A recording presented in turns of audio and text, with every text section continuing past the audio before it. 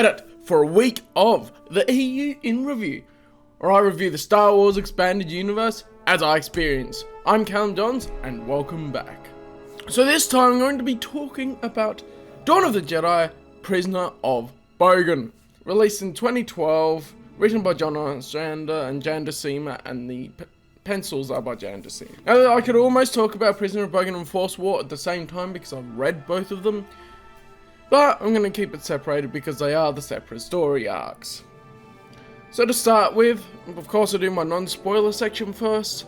I have the general plot, which I'm really interested in. I think they really brought an interesting plot into it, with the three journeyers and then interacting with the Rakatan Horsehound Zesh and all of this sort of stuff, and especially in Prisoner of Bogan, how it has set Zesh starting on Bogan and interacting with Dagan Locke, which was led into in Dawn of the Jedi Force Storm, which I reviewed last time. The ideas in it, I really love the ideas put into it, like the Force Sabers and all of the Rakatan tech relying on the dark side to be able to use them. I really like that whole idea of that, as well as it's the Dawn of the Jedi era. It is the time before the Jedi are what they became later on, before even Dark Jedi and the categorization of Sith appeared. And so, it's really cool. I love that part of it. And really love it. All the dialogue really fits the time period. I think the dialogue is specifically set to sound a little bit different for that time period, which is really good, because you want it to be familiar enough you can understand it, of course, but then you also want it to feel different for the different eras. Like George Lucas did purposely pick the dialogue for the prequel trilogy and the original trilogy to be different styles of dialogue so that it feels different for the era you're in. The pacing, comics are always fast paced, but I felt like this was a really good pace that this went at, especially for this, because we get the main beats of the story with some little bit of downtime and interesting bits all in between other things, which I really liked. And visuals are really good. I really like the art in this, and it looks really cool. But I will say, for the visuals, they are great. I really love them, except for one gaffe that I really noticed once I was looking at Aurebesh at one point during a SWTOR stream. Zesh and Trill are the Force Hounds that we've got, and they both have, presumably, the Aurebesh letter for their name, because Zesh and Trill are letters of the Aurebesh alphabet, on their bodies.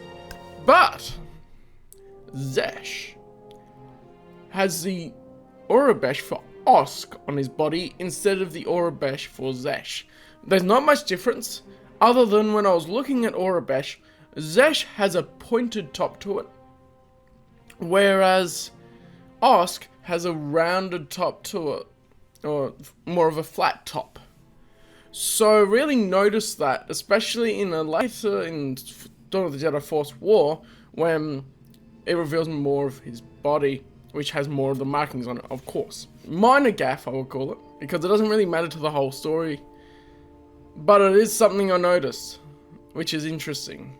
And the colours are quite nice. I like how they use different sorts of colours for the Dawn of the Jedi, Dawn of the Jedi comics, and how it has its own sort of feel to it in that way. And continuity, I don't see anything wrong with continuity in this. If anything, it was a largely untouched period, well, it was an untouched period, that has been explored by these comics, so really, there was nothing to contradict. And what's really cool at the end is stuff I'll talk about with Dawn of the Jedi Force War, and when I talk about Tales of the Jedi, Golden Age of the Sith, and all of that good stuff. Yeah, really love it, definitely recommend reading, but this does continue on the story from Dawn of the Jedi Force Storm, so I would read Dawn of the Jedi Force Storm, and then Prisoner of Bogan, and then Dawn of the Jedi Force War, if you want to get into them. And now I get into the spoilery bit, my notes that I took as I read them. Issue 1, it's interesting how Trill will track Zesh through their brood link, which I gather is a sort of force bond from them being trained as Force Hounds together. So there's a really interesting idea added in as well. They're really cool how they have different powers and things. And it's cool how Tulkar's Praetor wants to take the planet because Tulkar isn't sharing it. It's like, nah, you're not sharing the planet, I want it! And it's apparently been 2 months since the Force Storm story arc. And it's interesting how Zesh reflects on how he grew up when he's stuck on Bogan. Dagon Locke appearing is pretty cool, and how he's been there longer, knows how to take the cuffs off, and how to trick the droids and everything there, and how he approaches Zesh to go, oh, let's work together. It's really cool. And the journey as a training, and interesting how they're also dealing with doubts, and questioning the Masters after they sent Zesh to Bogan. So even inside of the Jedi, there's some questioning going on there and going, did you actually do the right thing? This may cause problems later. We will find out, won't we? What's also super interesting to me, after playing the Jedi Consular storyline, is Master Rajiviri appears, which is heavily connected into SWTOR with the Consular story, and especially the stuff on Tython, which to me is super interesting, and I'm like, awesome, connections, love it. And it's really interesting how he questions Katu, who's one of the Jedi Masters, and is pushing him to really act on the visions, as he can see that if they come to pass, then life as they know it will change. Like, the visions inevitably may come to pass, but you also need to be prepared so that you don't die off in that time. It's like, damn, Zesh just uses Force Lightning to power up the ship that Dagon couldn't. It's seemingly simple, but you normally wouldn't think of it. It's like using Force Lightning to just power up a generator or something. You wouldn't normally go, oh, I'll just do that. And it ends issue 1 with Dagon and Zesh lifting off, as Dagon is asking for the ability to build a Force Saber for himself, which is really cool. And it's really cool how that proceeds later on as well. Oh yeah, also if you're wondering why I'm looking down, boom, notes on here. Issue 2 is really interesting how the Jedi are trying to figure out how the Force Saber works. And the Weapons Master, who's a very more cat-like looking Cathar, with a couple of others, they're figuring out that it's fueled by the dark side, and should we use it and all that. It raises really good questions, and really is a good thought process for when you're handling Rakatan technology. Trill's ship design, I thought looked like a mozzie, like a mosquito. It picks up on Tasha Rio's family again, which is interesting, as it has her parents arguing and establishing that her father made the clan corrupt. And that's the Twi'lek journey, that's one of the main characters. The events surrounding her going into the Jedi and everything. It's really cool. It's sort of similar to how some, almost reminds me of Xanatos, and how he had a powerful family came from, and Count Dooku in its own way. So there's some similar story beats and stuff that is cool. Phone buzz. It's a really cool look at a creature on Bogan that destroys a droid that is scanning for Zesh, seeing as he not moved for 3 days. So the droid they take the cuffs off, he sits him in the bed, and the droid goes, oh, he has not moved for 3 days. And then a big creature comes out and just attacks him. It's really cool. Also gives a time scale that way to how long it's been, which is cool. The creature is a Torrenta. So that reminds me of, later on we have the Torrenta Techs around, which I guess is a later evolution of the Torrentas. And after a bit of Zesh and Dagon crash landing, after Zesh flashbacks to some more of his training and stuff, it says the Master Quan Jing created the Torrenta to detect the Shikakwan explosives, which is really cool, because this goes and ties back into the Despo War. And then apparently it went wrong, and they like Force-sensitive flesh. Great job, Quan Yin.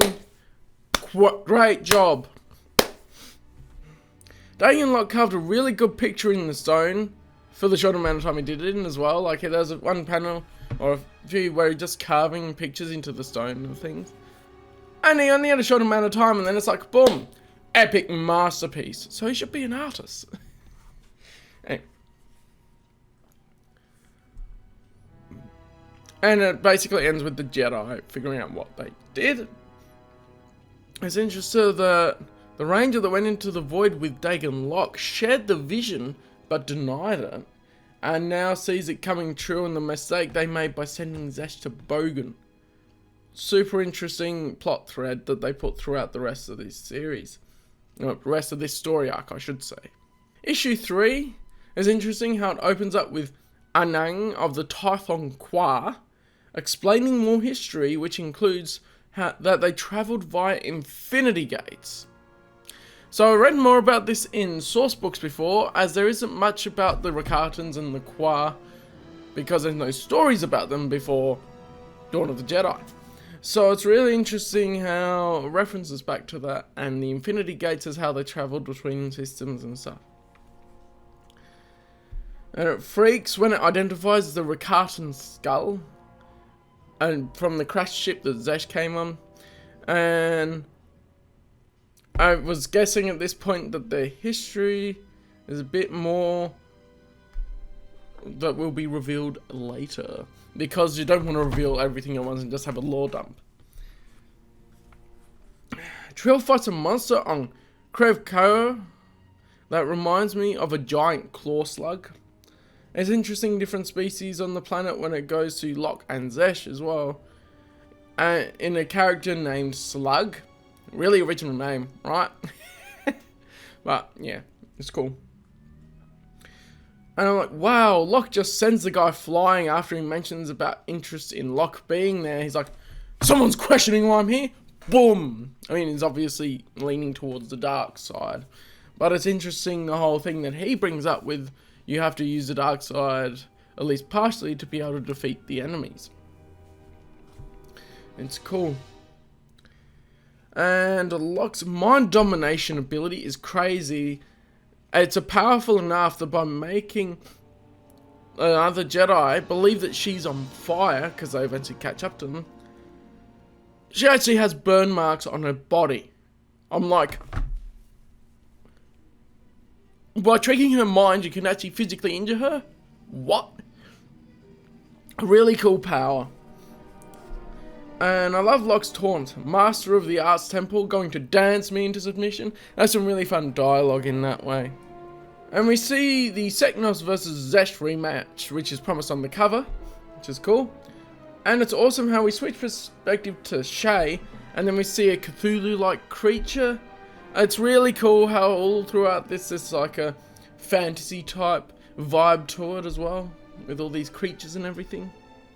And it's interesting how Trill saved Seknos and masked her connection to the Force in order to trick him into giving her information.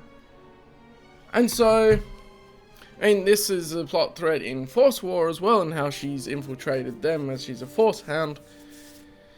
But it's interesting to see that power as well, and hiding her connection to the Force, connected to Jason Solo, hiding his presence in the Force in Legacy of the Force, how there's connections between the powers there, which is really cool.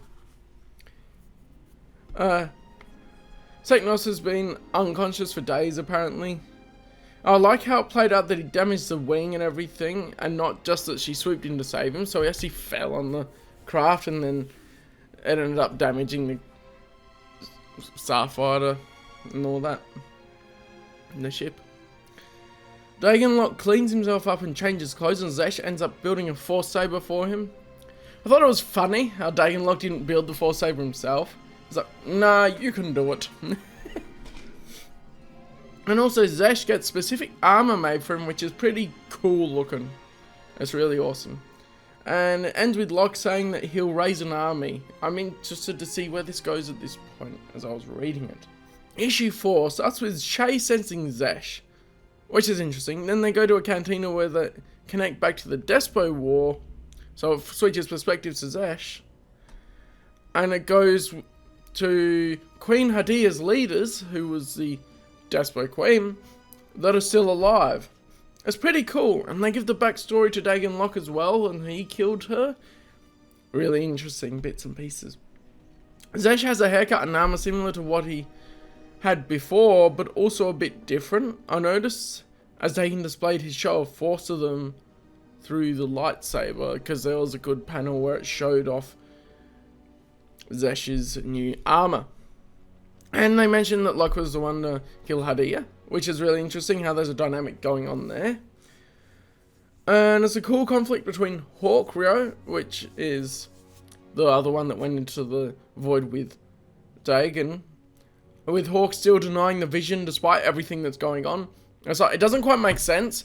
It very much reminds me of the Jedi arrogance in the prequel era and stuff, where it's like, we're not going to believe that because I don't think we want that to come to pass, sort of thing. Shaco dual wields her swords as she confronts Zesh, pretty much projecting her wishes onto him, which is interesting. How you can read it and go, well, she wants that for herself, not for Zesh as much. It's cool. And Zesh made a Force Saber too, when they were making Force Sabers. Or Dagan's was really a mind trick and Zesh is using it. I'm pretty sure he probably just made two at the same time. Shay seems too overconfident with saying she only needs one sword to take him down. It's a bit like you're seeing some of the flaws of the prequel Jedi in the Jedi here. And it's like, oh damn, Zesh tries to save her and stops the big creature's heart completely. He just uses a force crush on the creature's heart. And it's like, oh, dead. Which is cool. And he does save her by giving her very basic CPR. However, he figured out how to do CPR. Because he has no healing techniques or anything. Because the Rakatans are just like, well, if he dies, he dies. Because they're basically the epitome. They're the Sith, basically. But they're Rakatans, they're different species, and they have the Infinite Empire and everything. They act very much like Sith. The infighting and everything, which is cool. It is the nature of the dark side of the Force. Seems weird. He seems to be attracted to her, but also he's conflicted. So he goes, "You are my prisoner, do not resist." And that has a lot of weight to it when he says that, because he's actually sparing her life, when he's always been the one that I gotta kill to survive and all of that. And it's really interesting how it reveals the Qua came before the Rakata. And the Rakatans it gives a bit of history on the Rakatans. It's really cool how it does that. And I mean, if you want to hear what that actually is, read the comics. That's why I'm not doing more videos on it. Unless people ask. Which is what the EU 101 is for. Anyway. Well, the Rakatan ships are powered by tortured Force sensitives. Which is crazy to me, because it's like, wow, okay, they're a step further than what the Sith were in some ways. Because their technology is fueled by the dark side and Force sensitivity, they're actually capturing Force sensitives and torturing them to bring out the dark emotions and the dark side power to be able to fuel their ships. Whoa, crazy. And it's interesting how the Qua, apparently, are from Dathomir. Interesting spot to be originating from. And then issue 5 is the last issue. I love how it goes into how Dagan Locke killed Hadia. A lot more depth there than I realised initially. And that's really cool. I love how they actually gave it more depth. And it's nice that even back in this time there were Dianogas and really big ones at that. That's really cool how it ends with Hawk saying that he saw Zesh leading the fight against the Rakata in his vision. And that leads into Dawn of the Jedi of Force War. So what do you think of these comics? I have had a blast reading these, and I just wish there was more of them. It's Dawn of the Jedi, there's not much here. But yeah, what do you think of them? Hope you enjoyed hearing my thoughts. And don't forget to subscribe, because you can see my EU content as it comes up. And all of that good stuff. So thank you, and I'll see you in the next video.